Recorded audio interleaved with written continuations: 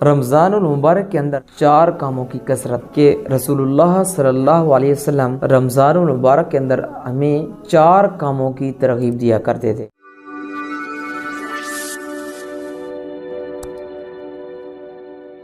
السلام علیکم ورحمۃ اللہ وبرکاتہ۔ آپ دیکھ رہے ہیں عملیات کی روشنی۔ رمضان المبارک کے اندر 4 کاموں کی کثرت۔ حضرت سلیمان فاسی رضی اللہ تعالیٰ عنہ فرماتے ہیں کہ رسول اللہ صلی اللہ علیہ وسلم رمضان المبارک کے اندر ہمیں 4 کاموں کی ترغیب دیا کرتے تھے۔ فرمایا کہ 2 کام اللہ کی رضا کے لیے ہیں اور 2 کام ایسے ہیں جن کے بغیر چارہ کار نہیں۔ نمبر 1، آپ نے کلمہ طیبہ کا ورد کثرت کے ساتھ کرنا ہے۔